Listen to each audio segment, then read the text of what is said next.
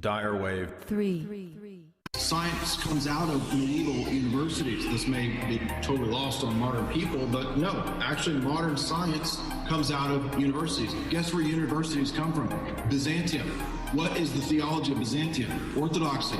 The longest running empire, the most successful economic empire in the history of the world was Orthodox. It was Byzantium. So we give universities, we give civilization, all these things come from the treasures of Orthodoxy. So I would say that we can prove that our morals, our theology is from God. I'm not saying that just because of history it proves it. I was just rebutting certain points that he made about history. We've actually built civilizations. Canon law is very important in the history of law. History of law theory, universities come from orthodoxy. So when we reject dialectics and dialectical tensions and the presuppositions of dialectics, which are the very root of all Gnostic systems, are all built on dialectical tensions and the assumptions of dialectics, all the way back to Plato. When we reject that, what we're left with is a unique revealed anthropology and a unique metaphysic, a unique worldview, a unique ethic that is not just in theory. It's actually been proved and stamped into history in the longest empire in the world.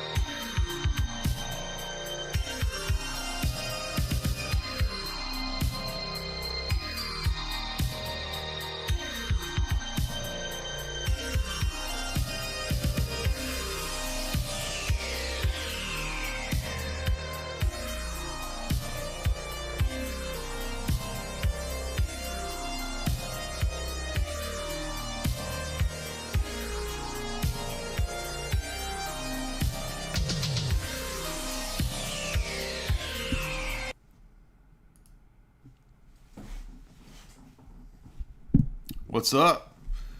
Welcome. You got double me today, baby. I'm going to be impersonating Shaun Attwood. Just kidding. No impersonations today. We, hopefully, there wasn't a scheduling issue. Hopefully, Shaun will show up. As long as it's not frozed. Let's make sure that's good. How y'all doing today? It's a wonderful, wonderful Saturday.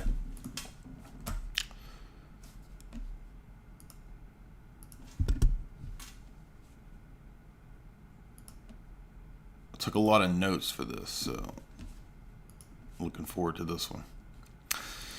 And if you didn't see, Shaun recently had me on, and we had a good chat about, there we go. Savile, we got into, there's Shaun in the chat, so hopefully he'll make his way into the room. We had a good chat about Savile, we had a good chat about Maxwell. We had a good chat about, what else did we chat about? Serial killers, CIA operations, and I was looking at some of his material as it pertains to this topic, and I noticed that he had covered I sent that Zoom link to Ashley, so Ash should have that Zoom link. Is there another place I could send the Zoom link?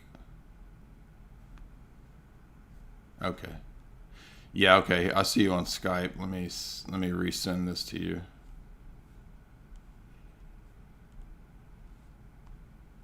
Yeah, there we go.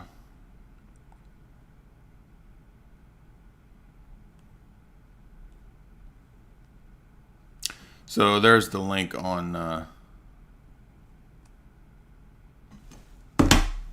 Skype, Shaun.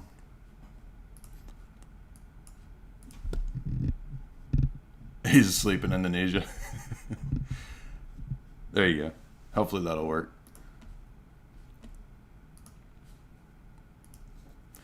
Yeah, well, I sent him the link about 2 weeks ago, so he wanted me to have it ready for you, so we had it ready. We were on point this time around.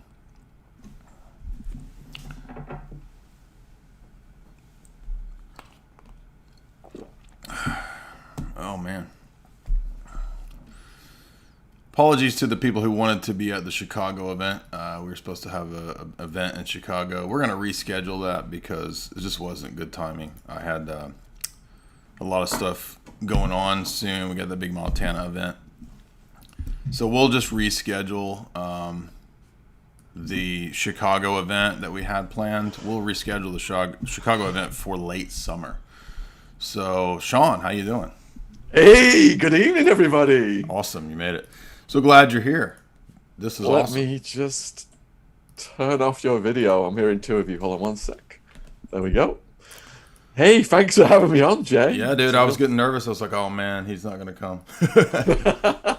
They picked him up. He's arrested again. He got arrested again. We are flying by the seat of our pants. And 2 weeks ago, the link's probably been buried if it came in 2 weeks ago. I appreciate you being prompt with it, though, but totally my end there. My bad. I do apologize. No worries. Hey, listen, I know that we're going to get deep into your book today. I want to go ahead and jump into it. I know you're a busy man, but before we get into the book, we have to. Now, Ash said you wanted to get into the Epstein book, correct? Yeah, that'll be great. Yeah. So, but before we get into that, a lot of my audience may not know who you are. So maybe just a brief kind of background. You have a wild story. I know you've told it a million times, but everybody loves hearing it. Tell us about your wild background, ecstasy kingpin, tying into the mafia, famous prison case. Tell us what happened. How'd you get into that? You were a stock guy, right? Yeah, so just last week, actually, my second documentary of Nat Geo just premiered. So years ago, they did a Locked Up Abroad episode called Raving Arizona. It's banged up abroad in the UK, Raving Arizona. And last week, they did another one called How E Busted the Bull, as in how ecstasy busted Sammy the Bull. So it featured Sammy the Bull's ring, which he wasn't running. He gave his son money. That was his involvement. That's what we found out now. And then my ring, I was throwing raves, importing ecstasy. As a young person in my 20s, I had no common sense whatsoever, no emotional maturity. I come from a little town in the UK in between Liverpool and Manchester, little chemical manufacturing town. So I didn't grow up with any money. I had a weird interest in the stock market at age 14. My economics teacher started giving me classes on his own. 16, I'm investing. I'm telling my mates in my hometown, I'm going to go to America, make $1 million, fly you guys over. And that's what I did. But I was a stock market guy gone wild. So you were living that Jordan Belfort guy. Was that kind of a lifestyle? 100%. Was it just wild and crazy? When you see Wolf of Wall Street, it was exactly the same era. I was doing my thing. And in the beginning, I was with a boiler room type operation. When we found out what they were doing, we got the hell out. We took a lot of their clients with us. But it was like 6 o'clock in the morning sales meeting. Drill sergeant instructor style orders given to the floor brokers. You are only as big as your numbers are on this board for the month. Smile and dial. Smiling brokers make the most money. Lunches for wimps. Do not be calling your wives. Do not be calling your girlfriends. While you're off the phone, not calling clients, other brokers are calling your clients. And then they made us all have 24-foot curly cords because pacing brokers makes the most money. And you see the office, everyone's like zigzagging and yo-yoing this way and that way and this way and that way. 24-foot curly cords. It was madness. But it brought me in. I was fresh out of university. Bikers, Hells Angels were dropping off crystal meth. Feisty New York Italian guys. Limos were coming with striptease dancers. And I thought that was the normal like office environment because I was just right out of university. So here you are in that world, and then how did you transition over to that world of famously being basically the ecstasy guy running ecstasy for the Mexican mafia? Is that correct? So the New Mexican Mafia were protecting me in Arizona. I had operations through Mexico, so we had to be good with the guys in Mexico as well. And then but you had a sort of a confrontation indirectly with Sammy the Bull and these kinds of famous people with, right? Yeah, Competing so markets. his son and a guy called Mike Papa were the principals running the XC ring, Gerard Gravano.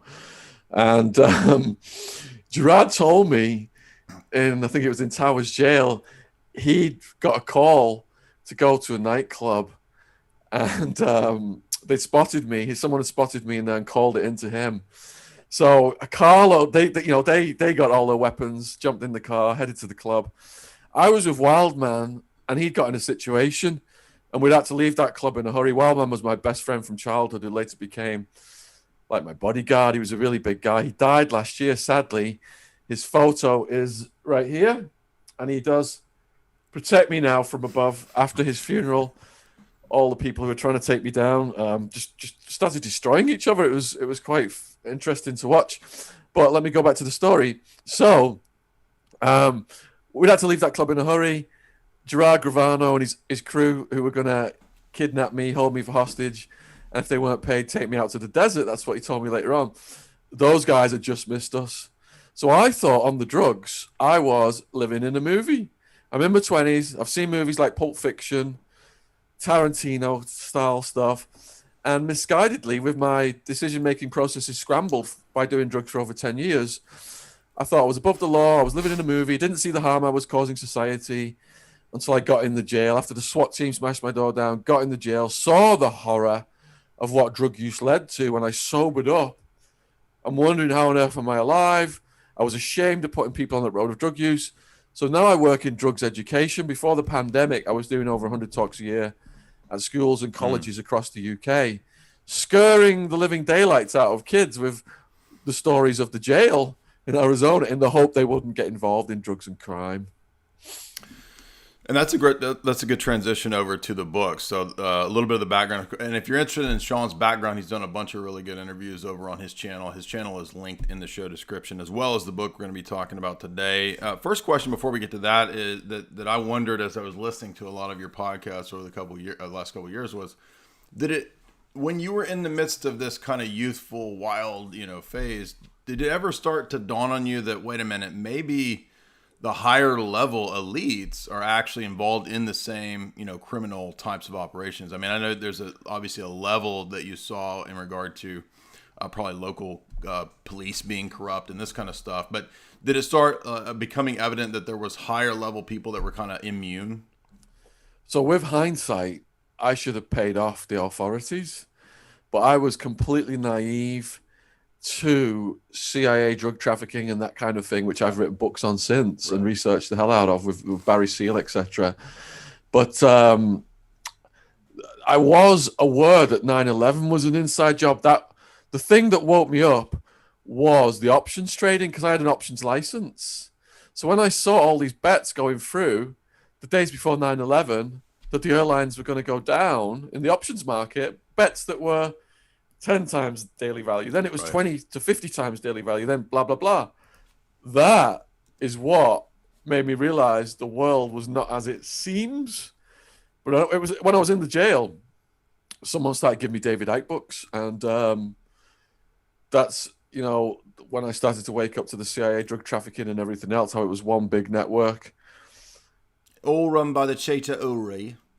Mike, was it Mike Rupert? I read Mike Rupert's book in prison. I read Crossing the Rubicon too. And he talked a lot about exactly the interconnection of the drug economy and the real economy and the intelligence agencies. How it undergirds the global economy, right? There's a huge portion of it is the drug trade. So as we get older, we find this stuff out. So let's talk a little bit about the Barry Seal stuff, because I've got Gary Webb's book, and I remember reading about the BCCI and how the CIA was doing all this. It connects to Iran Contra.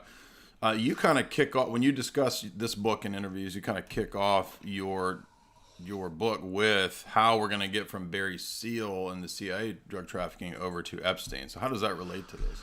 Yeah.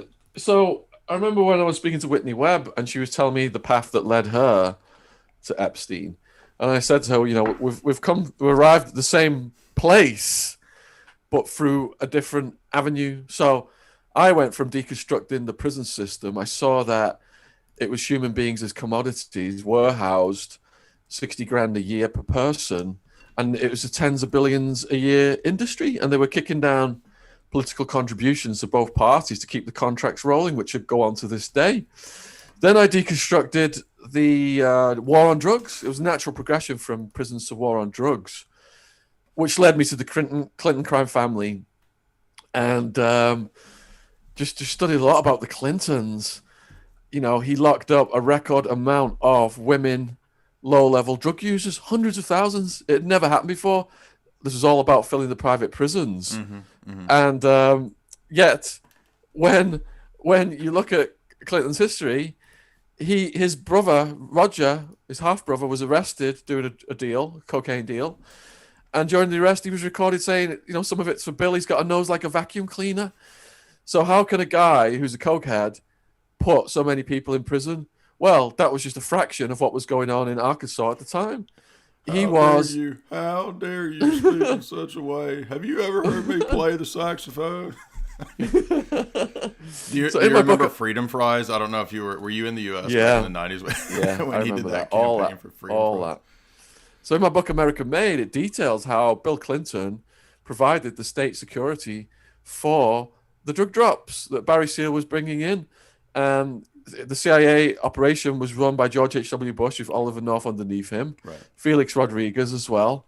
And then Clinton has got the Arkansas troopers, the state cops, protecting the drug drops. And it was all going very smoothly until two boys were found dead side by side on the railway tracks. Boys on the Tracks case. And poor Linda Ives, she has still not had any justice to this day, no matter how many times she's approached Bill Clinton. So in my book, After America Made, about Barry Seal, I went on to write one called Clinton, Bush, and CIA Conspiracies, from the boys on the tracks to Jeffrey Epstein. And it primarily is the story of four different people. So it's Kiki Camarena, if anyone watched Narcos Mexico, Linda Ives, Rick Ross, and Gary Webb.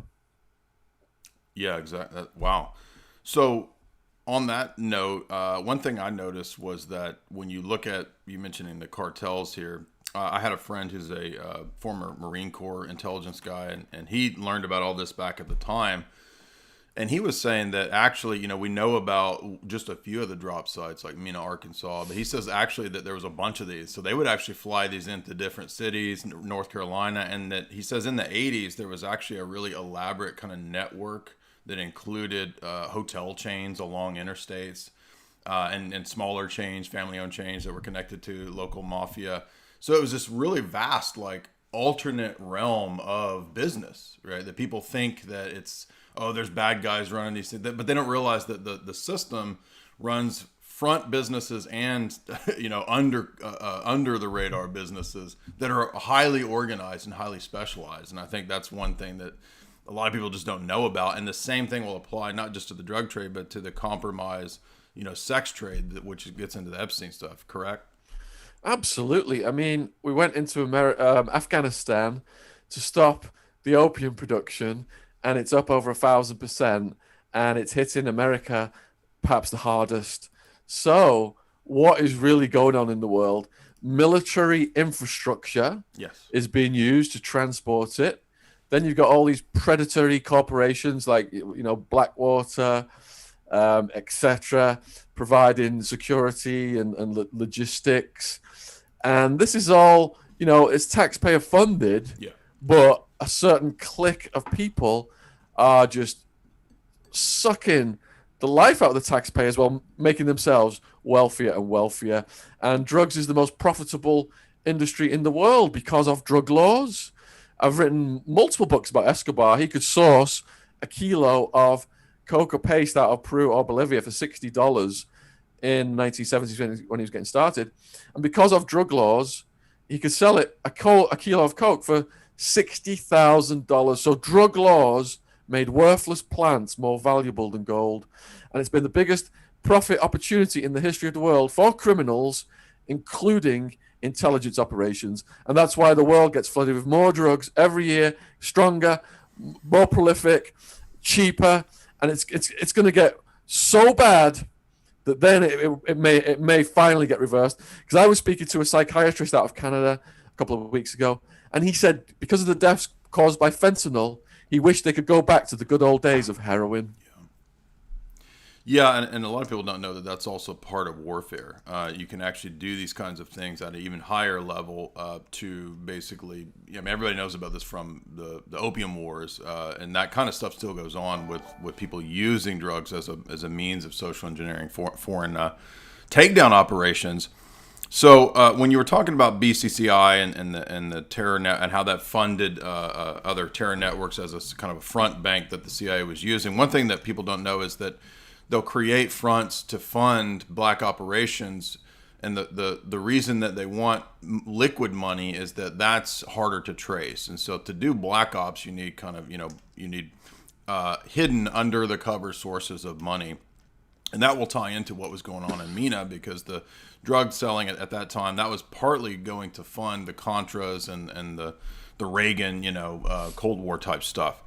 So that ties into this bigger game, and I like that you talked about the options trading and how that was a huge kind of indicator. And you would have known that, right, studying stocks. You would have seen that that's, right, a red flag for, right, obviously prior knowledge, right, to the events of 9/11. Is there anything else you could comment to speak to that?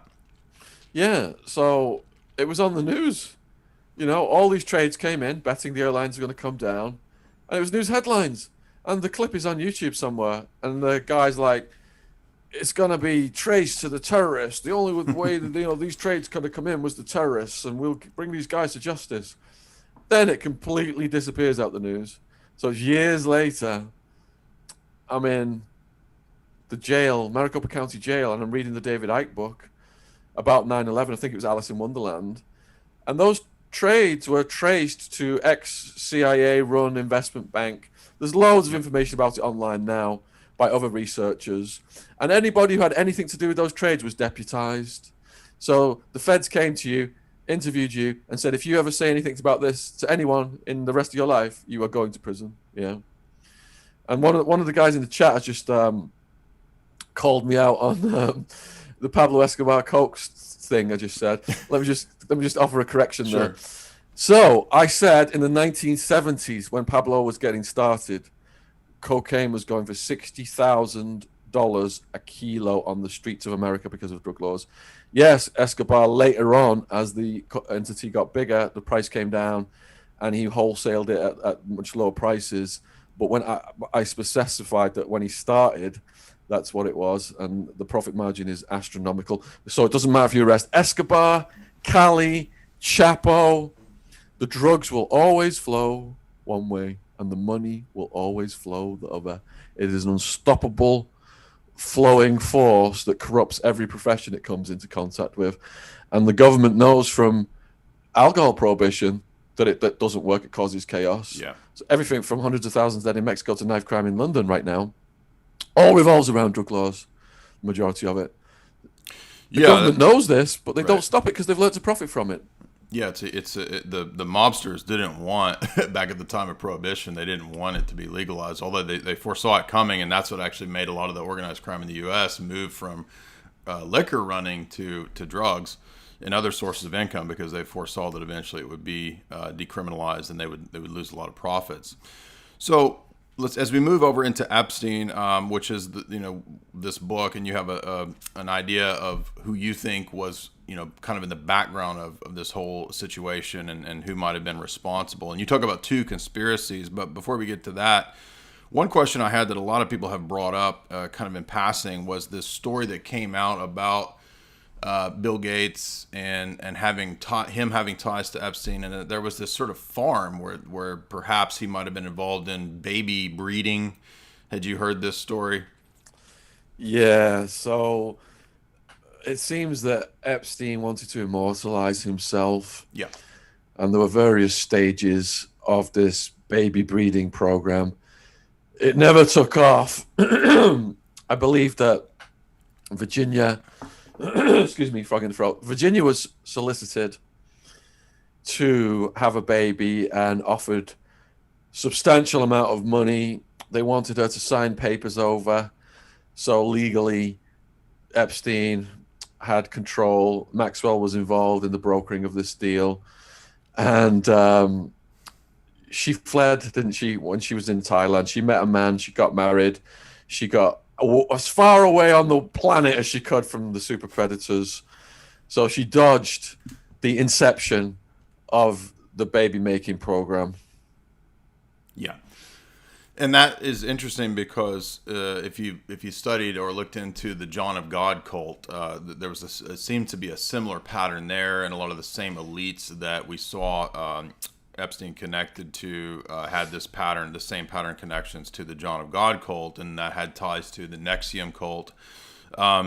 But for your book, you talked about how this leads also to the royals, and this is one of the the juicier parts of this story because it implicates Prince Andrew. And do you think that maybe the Epstein operation was just a kind of a broad net that they would kind of throw out to see who they could get, or did they have specific choices of people that they would go after?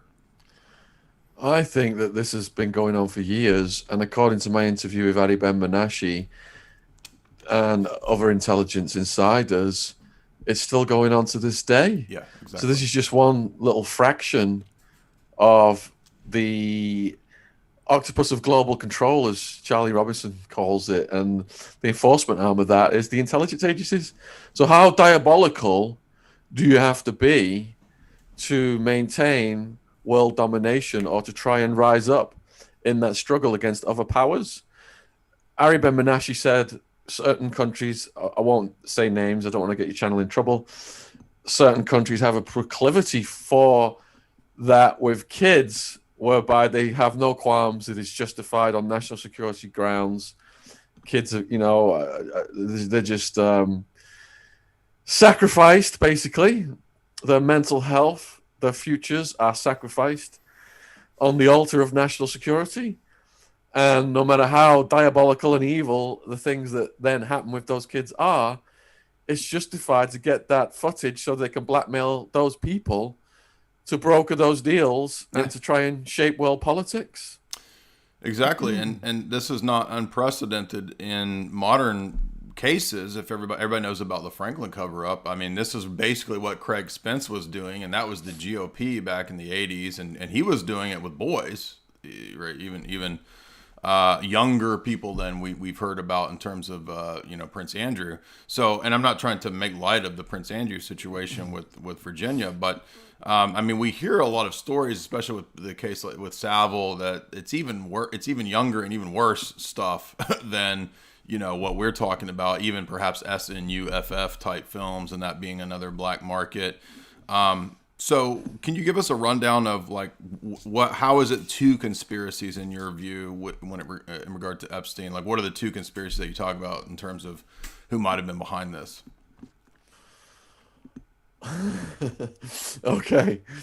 So, in the final chapter of the book, we lay down the various theories that we've set the table for throughout the book.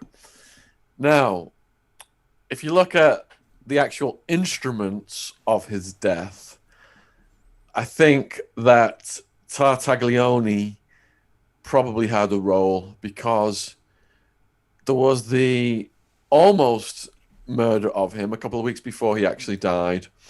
And he said that Tartaglione, his cellmate, had attacked him, and that guy could, just quite easily kill you with his bare hands. He gets moved out, but then another cellmate gets moved out the night before his death, conveniently. Did Tartaglione go back in, or were people sent into the prison? So, having been in prison myself in Arizona, to cut the costs, they've got like just a couple of guards watching hundreds of prisoners. And maintenance people workers from outside can come in and do stuff around the prison. So, say assassins were like dressed as maintenance people. They come in the middle of the night. There's two guards. Cameras are down. Guard just, presses that button. Epstein's door opens. The business is handled by Tartaglione or some maintenance worker. And I think for that pressure on the neck, for the hyoid fracture, quite easily use an electrical cable. And if you look at the photos, I think it was 60 Minutes released the photos of the death scene, the cell. There's quite a lot of electrical cords laying around the cell. Because I wrote the life story of a mafia hitman called Two Tonys who worked for the Bonanno crime family. And I asked him one day, I said, look, if you're going to whack me right now, how would you do it? And I thought he would just explain how he would do it. He jumps up, grabs a stinger cord. A stinger is a heating filament, wraps it around my neck. And, I trust the guy, so I just let him do it. I'm almost seeing stars, almost passing out. And then he released the pressure on it. But that quickly, he could have killed me. That's how efficient that method is. So for a seasoned, trained killer to say, this is the way I would have done it, the likelihood is that an assassin coming in for an intelligence agency would have employed the very same method. And that stress on the neck would have fractured the hyoid versus the BS theory that he leaned forward because he wasn't tall enough to jump. And then that mild pressure of that gradient breaking that hyoid and causing those other injuries. Every medical professional has said that that's bloody cloud cuckoo land. Did you have you ever seen the interviews with Larry Nichols? Oh yeah, I mean, I've got Larry Nichols quoted throughout my books. Well, I can do a perfect impersonation of Larry Nichols, Shaun, if you want me to. Hillary is a witch. I seen her doing witch rituals with pumpkins and brooms. That's brilliant.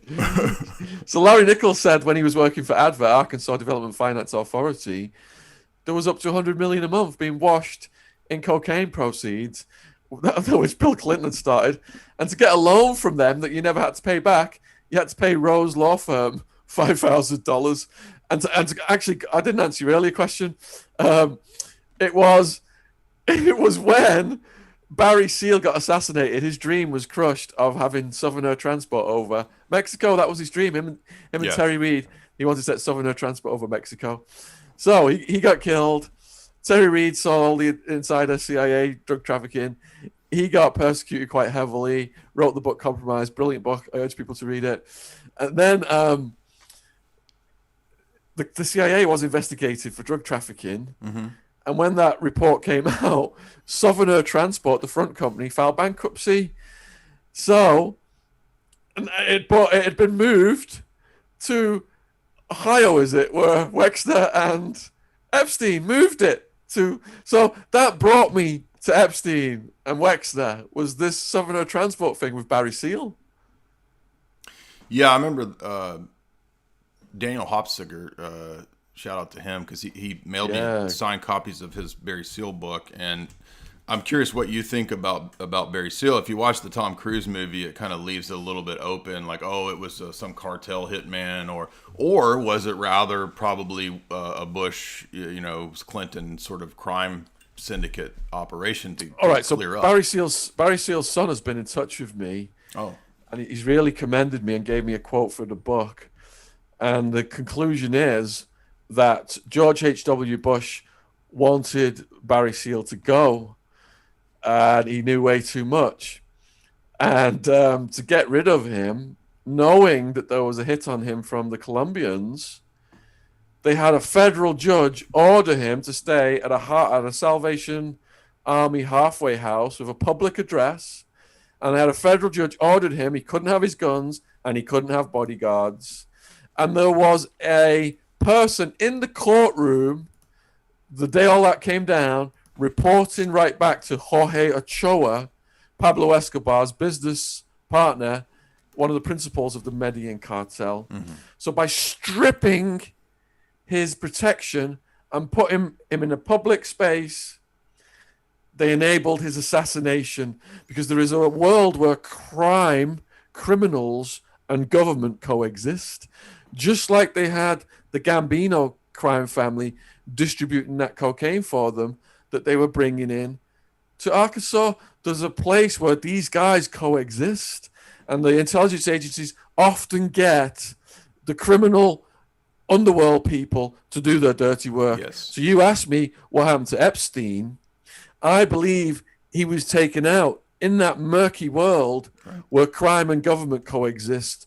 Did the intelligence agencies broker a deal through Tartaglione and say, look, you've done a quadruple homicide, you're up for the death penalty, we'll give you some slack, we'll give you some play on that at your sentencing, which mysteriously hasn't happened. He's just suspended right now in the court system. You know, where is he even being held anymore? Nobody knows anything. What's happened to this guy? Has he got some deal like the prison guards got some deal who fell asleep? So watching what happens to Tartaglione is giving us a heads up on perhaps how this went down. So to take someone out in a federal prison, it would have to be federal government would have to be part of the conspiracy. Yeah, and I think that there's a lot of precedent for this. You know, we've done a whole series covering the history of the mafia and their connections to U.S. naval intelligence, their deals with the CIA, Sam Giancana. That's all well known now, which was for many years a conspiracy theory. But the CIA would actually just contract out, more or less, to use different mafia people as their hitmen. And then it would look like it was a drug or a mafia hit when it was actually something, you know, contracted by Robert Mayhew or these different, you know, CIA operatives who were setting these kinds of operations up.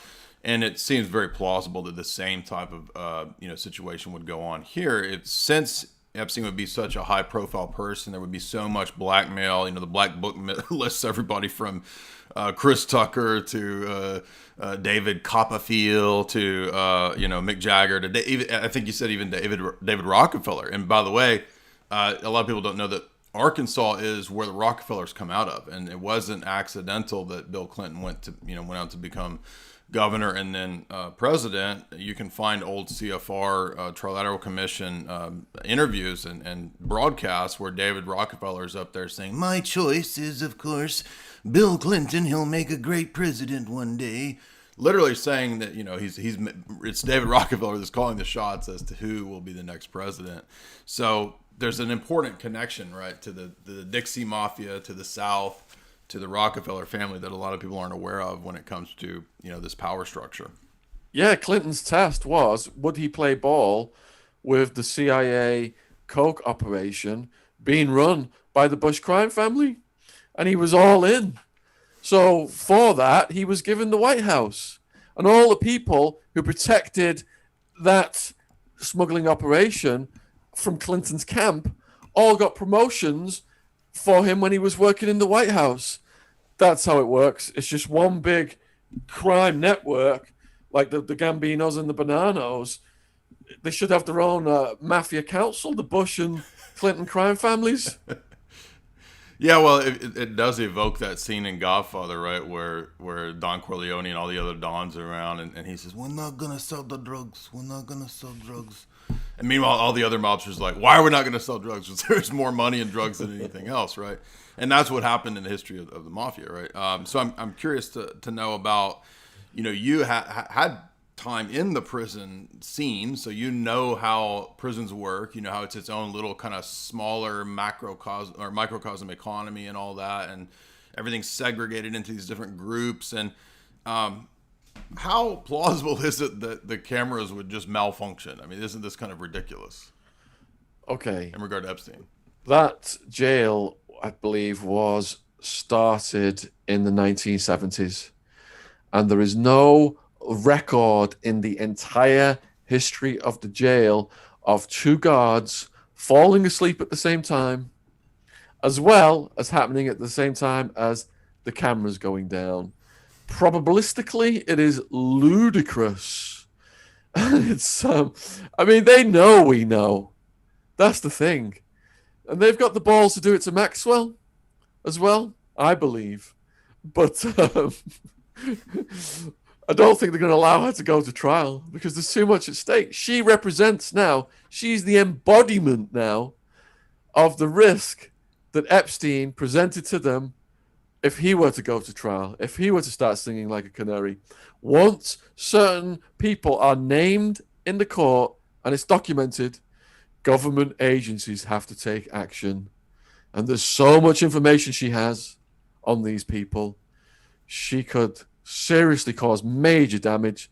No way will she be allowed to do that one way or the other, whether she's forced to take a plea bargain under threat of her own life, or she contracts something and dies, or has a heart attack like Kenneth Lay, George Bush's biggest contributor, who was running Enron.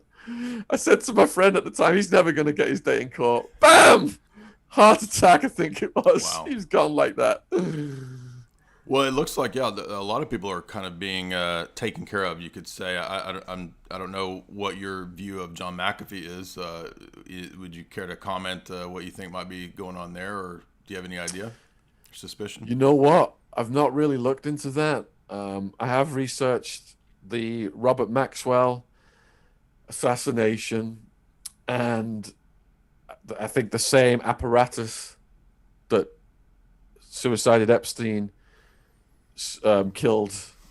assassinated Robert Maxwell. Yeah. Because he presented a similar kind of risk, Right. but perhaps more so because in this blackmail criminal enterprise that the intelligence agencies are running, I would classify Epstein as just a mid-level manager with Wexner above him, head of the state, as Maria Farber said. But Robert Maxwell, he could sit down with presidents and prime ministers all over the world. Out of all the people I have researched in the true crime genre, I mean, you gotta actually give him a bit of respect in a diabolical way for what he achieved. He was laundering money for the cartels, he had relations with Japanese Yakuza. He was laundering money through Bulgaria, through the Bulgarian. He would arrive at that country, just, boss the intelligence agencies around, boss the leaders of the country around, because Russia had his back. He could sit down in the Kremlin. He would go over to Israel. He was giving information to MI5, giving information to the CIA, giving information to Israeli intelligence, and on and on and on it goes, where you've got this spider's web and levels of money laundering that people to this day, it's so complex, people to this day have not even been able to unravel.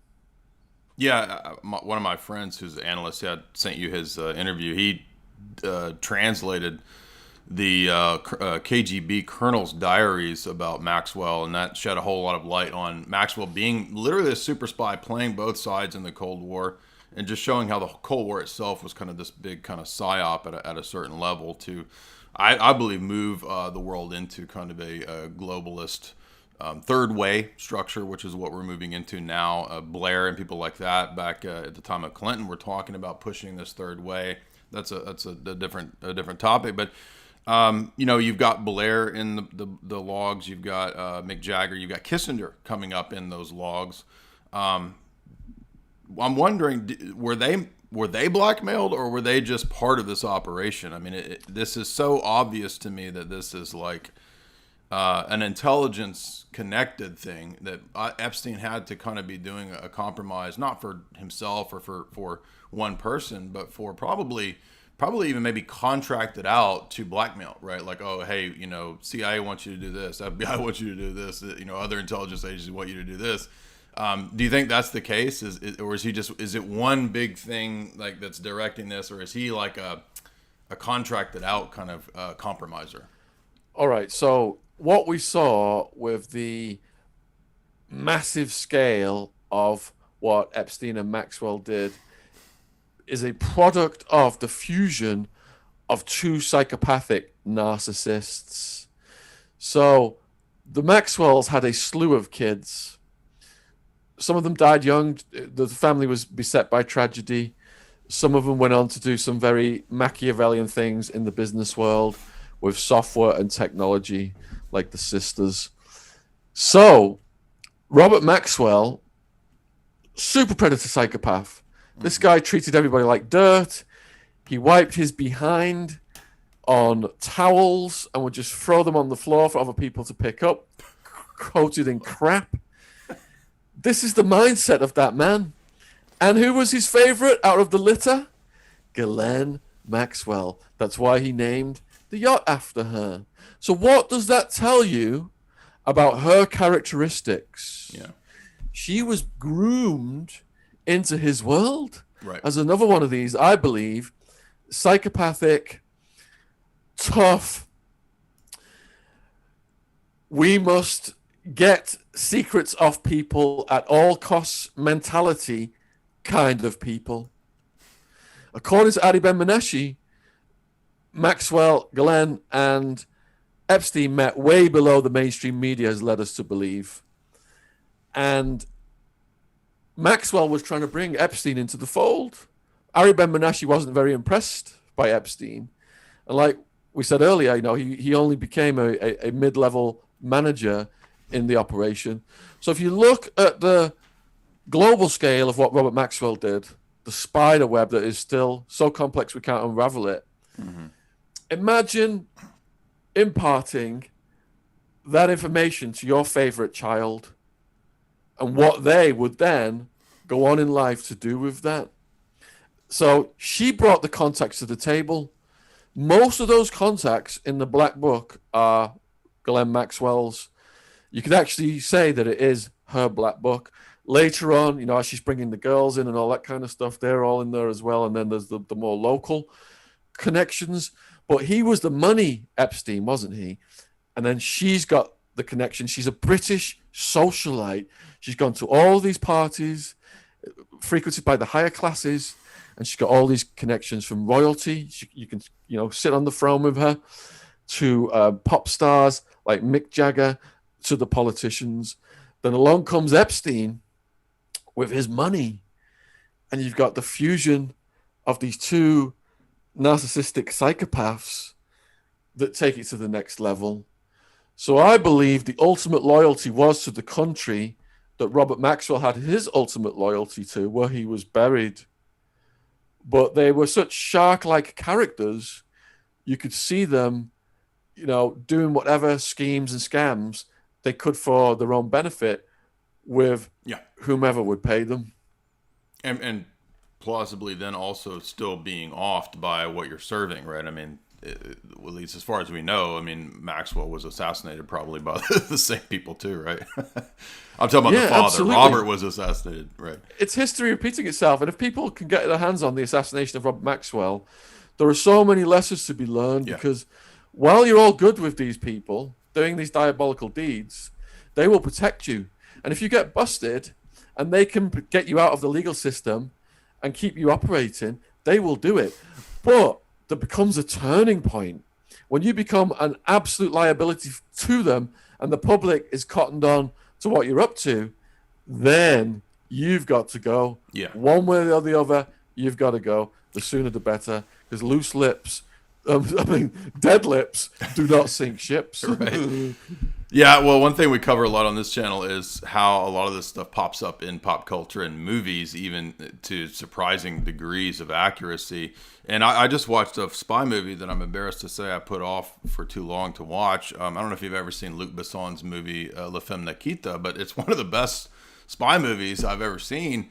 And there's this interesting sequence where, if you don't know, they take this girl off the streets who's kind of been involved in drugs and violent crimes, and they rehabilitate her into becoming basically a government trained honey trap assassin, a swallow.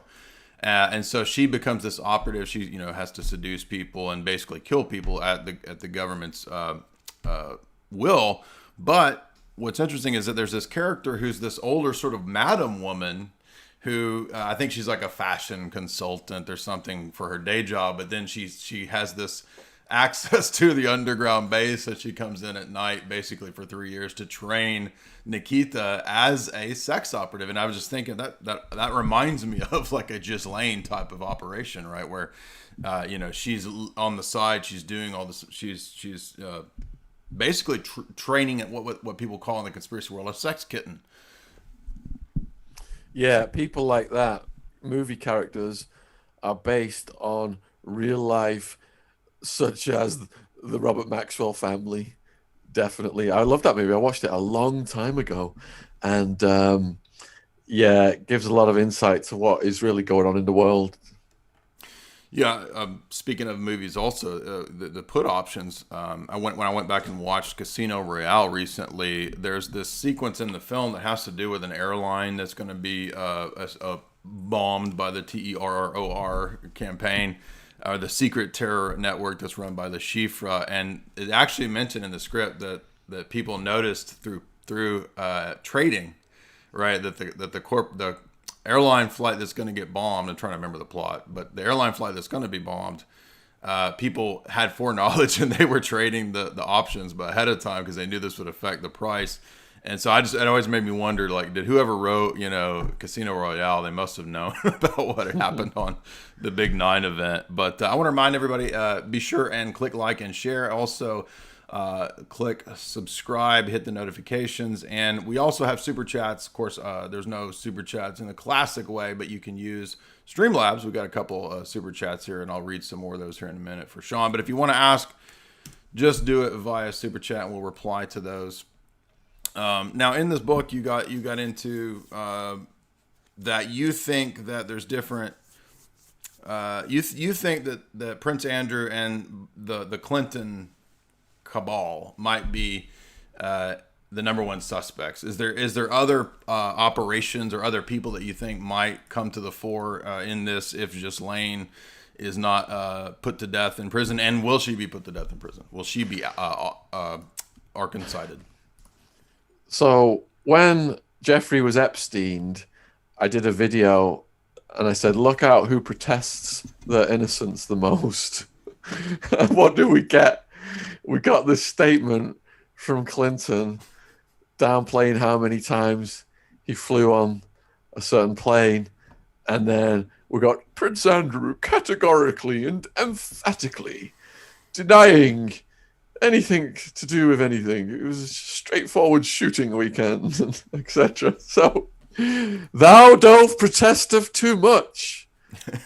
So I focused on them primarily on that basis. But then more recently, with the revelations about Gates, the revelations about Black, I mean, people for so long were asking, where did Epstein's wealth come from? Mm-hmm. Black gave him over 150 million, which we are supposed to believe was for a little bit of tax advice. That was a quarter of the wealth, of the funding, of the money that went into the beep, beep, beep, beep, beep, beep, beep of these kids. Wow. Yeah, right. Huge red flag. Exactly. Right. And we're supposed to believe. I mean, this is ludicrous. We're just going to ask why is the Clinton body count. So in the book, I do a whole chapter detailing the Clinton body count. It's quite extensive. Yeah. Yeah, I have a good friend who had written the whole book on Vince Foster. So that one's pretty good. Oh, yeah. That's one. Research that one, people, if you're watching. It's a great one. So we got a couple super chats here. One is Emota, $10 says, Bud Star. Don't know what that means. Countess Powers sends $10 and she says, I enjoy both of you very much. Happy to see you together. Awesome. Now, Shaun's book, as we said, is linked in the show description, so you can go check it out there. We've been going for about an hour. I don't want to keep Shaun too long. If anybody else has any more comments, feel free. But this was a fascinating interview. I think that we're down to an obvious situation where this is a compromise operation that involves multiple levels of intelligence agencies. Epstein was not at the top of this pyramid. He was, as you said, a mid-level player. They probably wanted him to be a kind of a Robert Maxwell, right? But he just didn't really fit that bill. Do you think we'll see any more people come to light connected to all this, or what do you think? Do you think have they successfully buried the Epstein story? Is I guess what I'm asking. Ghislaine Maxwell is the Pandora's box. So with this close, some people are saying she's so arrogant that she won't take a plea bargain and she will go to trial. And I'm praying that she will go to trial. I don't think it will be allowed to go to trial. If it does go to trial, she won't be allowed to say certain things to implicate other people. But I'm praying that it does go to trial, because that will put the focus of the entire world upon it every day. There will be news stories coming out, revelations, new names, and it'll surely these names want it to die out, and a lot of them are in positions of power in terms of the media.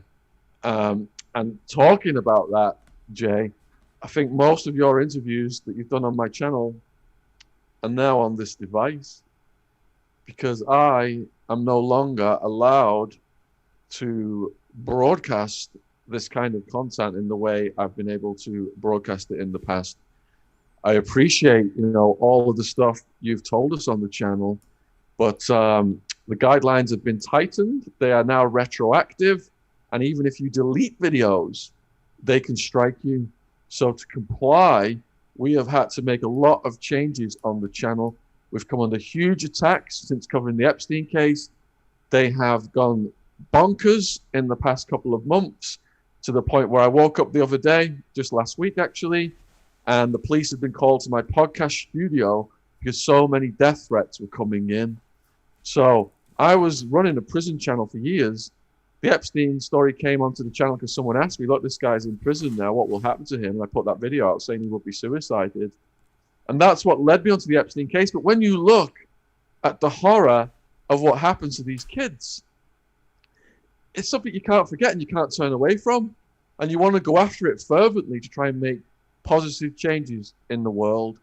And I never imagined that dark forces out there, that people out there ranging from mentally ill trolls to what looks like intelligence agency black ops level stuff, would rise up against me to try and spoil the work I'm doing, exposing predators who are harming kids. You'd think the whole world would be behind you, but it's not. And these are some really crazy and dangerous people. And hopefully this is going to carry me forward. I've got all the videos here. But if anything happens, Jay, we're going to make sure we get all this information open to you. And, the word continues to spread, because things have got really crazy for me for going down this road. And my attitude is, you tell me I ain't going to do something, I'm going to friggin' well do more of it.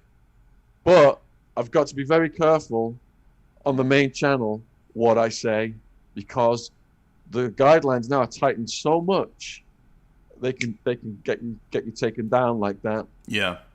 Well, and people, if they think that that's outlandish, look at Brigade 77, which is the UK had created this entire section of basically their cyber warfare government operation to literally go out and disrupt alternative media. So they created an entire section to do trolling, to do basically disinformation for anybody talking about anything alternative.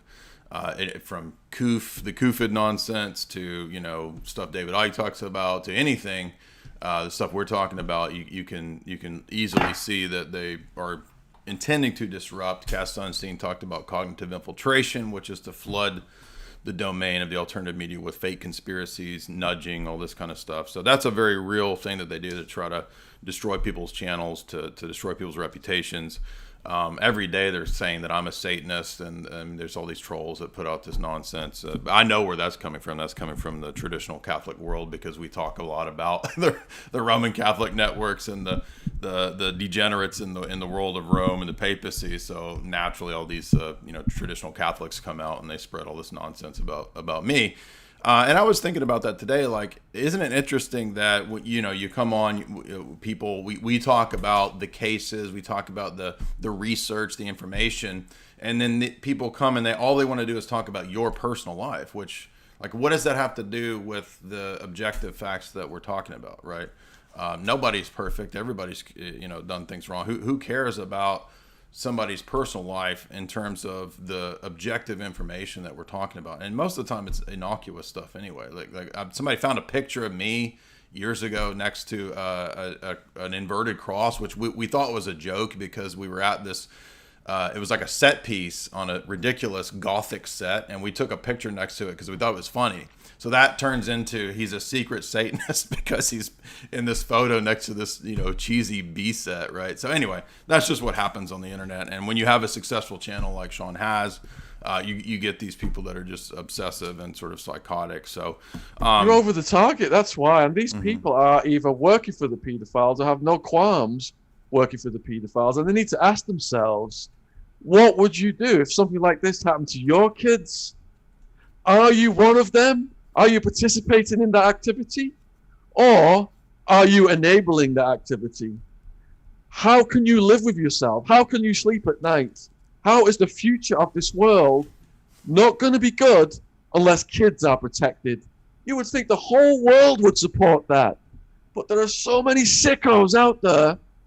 It just blows my mind. Yeah, and again, there's worse stuff going on than what we've heard with like the Prince Andrew type stuff, but I think all that stuff's really definitely covered up. But all right, so everybody, if you would, be sure and follow Shaun and check out the book.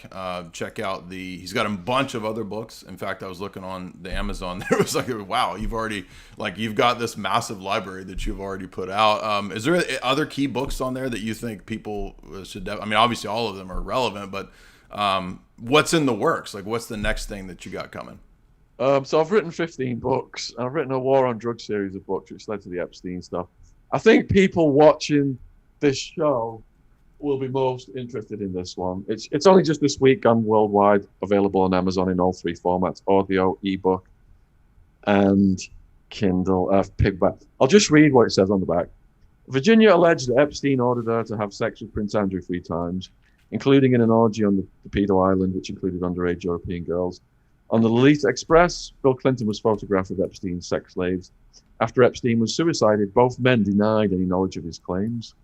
As well as committing abhorrent acts of paedophilia for decades, Epstein had been managing a child sex blackmail operation that had ensnared some of the world's most powerful people, ranging from royalty to ex-presidents. Survivors have claimed that Epstein filmed some of his guests, minors. Whoever ordered the hit on the super predator had a lot to lose. This book examines the roles of Epstein and his accomplices in the honey trap operation and the likelihood of a royal prince or an ex-president being co-conspirators in his assassination.